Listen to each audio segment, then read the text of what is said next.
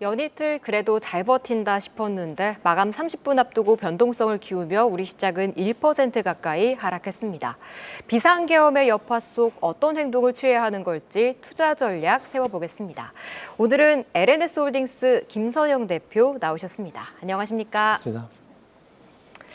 네, 비상계엄령 이후 금융시장뿐 아니라 우리 시장 전반의 분위기가 사실 좋지 않습니다. 대표님도 한숨부터 좀 나오시는 것 같은데 어제와 오늘 우리 주식시장 어떻게 보셨습니까? 일단 저는 사실 어제는 이제 아랫꼬리를 좀 달아주길래 그래도 괜찮네, 나쁘지 않네라고 생각했는데 확실히 이제 이 이슈가 얼마나 늘어지냐에 따라 가지고 앞으로 좀 분위기가 좀 달라질 것 같긴 합니다. 근데 아시겠지만 이재명 이제 대표가 직접 이제 이 이슈 자체가 좀 이제 쉽게 금방 끝날 것 같지는 않겠다 이런 얘기를 하면서 오늘 우리나라 지수에 좀 뭔가 불확실성을 좀 더해주면서 아무래도 조금 중기화, 장기화까지는 아니더라도 좀 이제 기간이 좀 길어질 것 같다는 그런 불안감이 좀 나오고 있는 것 같아요. 하지만 어쨌든 이 이슈 자체가 이제 그 다음에 이제 또 파생된 이슈가 또 있죠. 이제 여러 가지 또 이제 올리고 국회에 올리고 표결하고 그런 과정이 있는 것 같은데 이 과정이 얼마나 늘어지냐에 따라서 좀 달라질 수 있을 것 같습니다. 근데 문제는 이 이슈 자체가 아시겠지만 10여 년 동안 우리나라는 이거를 한번 이미 겪어본 이슈였었죠. 2번 정도 겪어봤던 이슈이기 때문에 일단 어느 정도 시간이 그 늘어진 시간 동안만큼은 좀 힘들 것 같아요. 근데 이게 불확실성이 제거가 되게 되면은 또 그만큼 또 빠르게 반등을 해서 올라오거든요. 그렇기 때문에 그 기간이 되게 중요할 것 같고요. 문제는 저는 사실 이것보다는 이건 어차피 언젠가는 이제 제거가 될 이슈긴 해요. 근데 진짜 문제가 뭐냐면 이번에 외신에서 너무 많이 다룹니다. 너무 많이 외신에서 나와요. 진짜 너무 많이. 일면에 자리를 했더라고요. 네, 맞아요. 그리고 이제 실제 또 있는 친구들 얘기 들어봐도 이제 저한테 많이 물어보더라고요. 이 상황이 어떻게 될 거 같냐, 얼마나 심각하냐를 많이 물어봤을 때 사실 저는 그냥 평소대로 그냥 얘기를 하고 넘어갔었는데 아무래도 외국인 투자자들이 평소에 아무래도 이제 우리나라를 바라볼 때 싼 건 다 알아요. 근데 이제 우리나라 바로 위에 북한이 있고 북한이 항상 도발을 하기 때문에 그런 지정학적 리스크가 항상 있어서 코리아 디스카운트의 거의 선두주자. 이제 이슈죠. 그게 있었는데 거기다 더하기 안 그래도 이제 불안한 그런 이제 지정학적 리스크에 이런 정치적 불안감까지 들어오니까 아무래도 좀 더 불확실성을 준 부분이 외국인들이 바라보기에는 이게 그렇게 좋아 보이지는 않을 것 같아요. 그리고 우리나라 아시겠지만 올해 상반기에 우리나라 지수를 잘 끌어올렸고 그 힘 자체가 외국인에서 나왔죠. 외국인 정말 저도 20여 년을 투자하면서 외국인들이 이렇게 많이 들어왔었나라고 싶었던 게 불과 올해 상반기예요. 근데 이제 이 분위기가 완전 지금 이제 상반된 분위기를 가버렸고 일단 전반적으로 제가 봤을 때 지정학적 리스크에 이제 정치적 리스크가 들어가니까 이 이슈가 얼마나 언제 빨리 정리가 될지가 제일 관건인 것 같습니다. 근데 좀 늘어질 것 같아가지고 아마도 저는 이제 올해 한 중반, 이제 12월 한 중반 정도까지는 좀 쉽지 않은 분위기가 나올 것 같고요. 보통 이제 이게 빨리 어떤 시기라든지 정리만 되면은 이제 거의 V자 반등 같이 나올 수 있는데 일단 저는 당장으로는 그렇게 여러분들께 V자 반등 나오고 빨리 끝날 것 같습니다라고 말씀드리기가 사실 좀 어렵습니다. 오늘자 최근 기준으로 봤을 때. 그래서 일단 너무 막 이제 걱정보다는 일단 그래도 포트 위주 그리고 이제 항상 이제 빨리 반등하는 기업들 특징 자체가 원래 실적들이 잘 나오는 기업들이나 평소에 이제 우리나라를 대표하는 기업들 위주로 많이 매수가 들어와요. 특히 오늘 보면은 반도체주로 많이 매수가 들어오는 게 우리나라 참 안 좋은데 그래도 믿을 만한 건 반도체밖에 없다. 사실 이런 심리가 오늘 바로 캐치할 수 있었기 때문에 우리나라를 대표하는 업종들이나 아니면 이제 우리나라를 대표하는 그런 기업들 중에 실적이 잘 유지가 되고 있는 기업들 그런 위주로 포트를 꾸리시고 혹시 그쪽에 포트가 이미 꾸려져 있으신 분들은 좀 힘드시겠지만 지금은 조금 이 손실의 시간, 이 좀 시간에 투자를 하시라는 말씀 보통 드리잖아요. 지금은 그런 시점이 아닌가라고 판단하고 있습니다. 네, 12월 중반까지는 조금 늘어질 것으로 보수적인 의견을 전해주셨는데요. 그래도 좀 이를 수습 해결해 나가는 과정에서 한국의 이미지를 빨리 바꿀 만한 내용들이 좀 전해졌으면 좋겠습니다. 그런데 또 우리가 아까도 짚어주셨지만 과거에 이런 리스크를 경험한 적이 있지 않습니까? 이 당시의 증시 흐름은 어땠는지 또 이를 어떻게 좀 전략을 세워봐야 될지도 전해주시죠. 앞에서 말씀드린 대로 10여 년 동안 우리는 2번 정도의 케이스가 있었어요. 그리고 한 번은 이제 실제 이루어지지 않았고 한 번은 실제로 이루어졌던 케이스가 2번이 있었는데 일단 2번의 케이스가 각각 좀 시장이 좀 다르게 반응을 했습니다. 그래서 어떻게 봤는지 좀 보시고 이제 제가 준비한 이유가 이걸 차원으로 여러분들 공부를 좀 한번 해보시고 전략을 짜시라는 의미로 준비 한번 해봤는데요. 일단 2번째 차례 이슈 중에 이제 시간 순서대로 생각해 보겠습니다. 첫 번째 사례에서는 코스피가 이제 그 기간 동안 11%가 넘게 급락을 했었던 케이스가 있었습니다. 그리고 2번째 케이스에서는 오히려 지수 자체가 국회를 통과하고 나서 오히려 지수가 좀 많이 올랐어요. 이런 케이스가 있는데 일단 상승했던 2번째 케이스부터 살펴보겠습니다.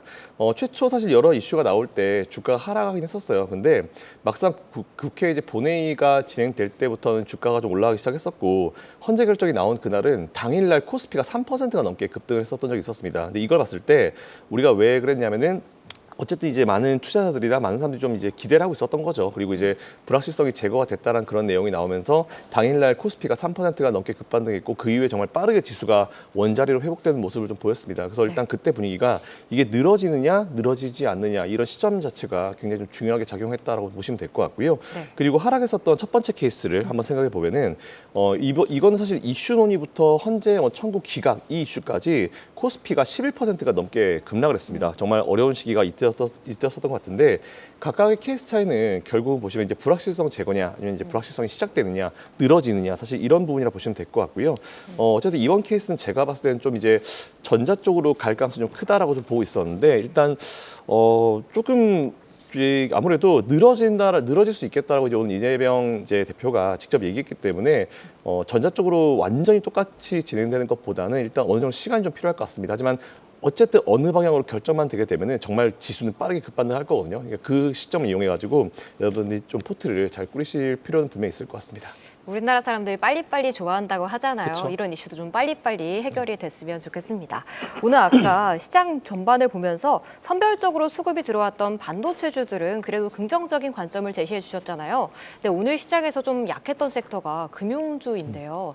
금융주들 전반적으로 상반기에 그렇게 외국인들이 많이 샀는데 하반기에 이제 막 떠나고 있어요. 그쵸. 금융주 같은 경우에는 가지고 계신 분들은 어떻게 전략을 짜야 할까요? 일단 금융주는 이제 밸류 프로그램을 직접 영향을 받았죠. 이제 그것 때문에 많이 좀 올랐다라고 보시면 될 것 같은데 뭐 잘 아시는 대로 이제 지금 금리 인하기입니다. 그리고 오늘 이창용 총재가 이번 이슈가 있고 나서 이제 금리 인하 굳이 뭐 이번 이슈 가지고 금리 인하 스케줄 조절할 필요가 없을 것 같다라는 그런 내용에 좀 영향을 받고 있는 것 같은데 이게 금융주는 저는 좀 중장기적으로 투자를 그대로 이어가셔야 된다 생각하고 있습니다. 왜냐하면은 사실 금리가 떨어지게 되면은 은행주 같은 경우는 좀 영향을 받아요. 왜냐하면 보통 은행들은 뭐 다른 여러 가지 막 상품들이 많긴 많지만 결국 예대 마진, 예금과 대출의 그 마진 가지고 먹고 사는 게 은행들이기 때문에 최대한 그 좀 벌어져 있으면 벌어져 있을수록 좋습니다. 근데 기준금리가 떨어지니까 자기들도 이제 금리 낮춰야겠죠. 근데 어쨌든 그거보다는 대출금리가 높은데 이 차익 자체가 줄어들기 때문에 수익이 줄어들어가지고 좀 안 좋을 수 있다는 그런 내용이 나오는데요. 이게 또 어느 정도까지는 맞고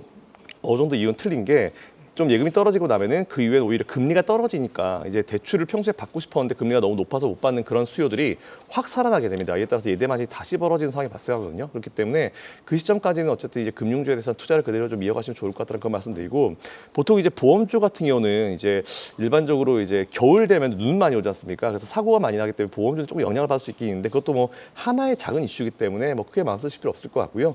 증권주 같은 경우는 이제 이런 상황이면 안 좋죠. 왜냐하면 증권주는 보통 이제 브로커리지 수익 가지고 먹고 사는 친구들인데 이런 상황이 되게 되면은 정말 투자가 극단적으로 이루어지게 돼요. 아예 난 묶여 있으니까 시장을 보지 않겠다라는 쪽과 아니면 정말 빠르게 매수 매도하겠다는 쪽인데 보통 일반적으로 시장이 좋으면 우리 개인 투자자들이 많이 매수 매도 해주면은 그 수수료 가지고 사실 사는 게 증권사거든요. 그렇기 때문에 지금 이런 상황에서는 증권사 수익이 그렇게 되게 긍정적으로 갈 것 같지 않습니다. 그래서 같은 금융주 내에서도 은행주나 증권주들은 조금 시간이 필요하겠지만 결국 이제 좋은 방향으로 갈 것이기 때문에 지금 좀 시간을 좀 투자할 필요가 있을 것 같고 보험주 같은 경우는 뭐 평소적으로 그냥 똑같이 투자하시면 좋을 것 같다 이렇게 짧게 의견 정리하겠습니다. 네, 은행주와 증권주는 조금은 시간이 필요할 것 같지만 보험주는 그래도 좀 나을 것으로 보인다는 의견 들어봤습니다.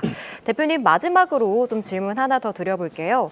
이 환율이 1,410원대에서 좀 움직이고 있어요. 46원까지 갔다가 내려온 게 다행이라고는 하지만 좀 높은 레벨로 확실히 좀 아예 뉴노멀로 바뀐 것 같거든요. 향후 향방은 어떻게 하십니까? 일단 뭐 여러 번의 사례를 봤을 때 1,400원대 이상에서 이제 코스피나 우리나라 종목을 매수했을 때 손실 본 적은 없었어요. 제가 한 20년 동안 한 번도 없었는데 그건 뭐 여러분들이 아마 환율 차트랑 우리나라 코스피 차트를 같이 놓고 보시면은 환율이 크게 솟았을 때가 항상 이제 코스피가 저점 시점이거든요. 부담스럽기 때문에 그래서 그거는 체크해 주시면 될 것 같고요. 결국은 이제 우리가 달러랑 같이 붙여서 생각해 볼 수밖에 없잖아요. 근데 지금 워낙 강달러기 때문에 원화가 상대적으로 약세인데 사실 강달러를 그 누구도 원하지 않습니다. 사실 트럼프 같은 경우도 강달러에 대해서 비판을 엄청 했거든요. 그래서 이제 연준 보고 어떻게 해봐라 했더니 연준은 우리 인플레이션 잡을 때까지 굳이 뭐 지금 환율 안 건드릴 건데 이런 식으로 나오고 있고 그런 상황에서 우리가 너무 환율이 안 좋으니까 우리 금융당국이 나서가지고 뭔가 한번 액션 취해보려고 했더니 바로 미국에서 우리나라를 이제 관찰 대상국으로 올려버렸어요. 아무것도 하지 말라는 얘기죠. 그러니까 어쨌든 근데 제가 봤을 때 트럼프가 대통령이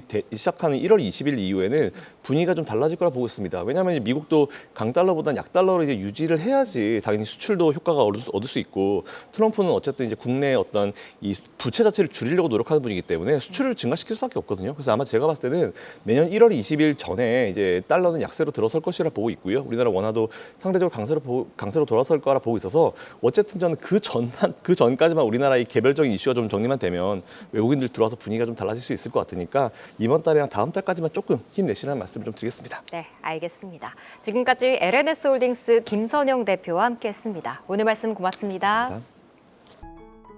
계속해서 다양한 경제 이슈를 알고 싶다면 구독과 좋아요, 알림 설정 부탁드립니다.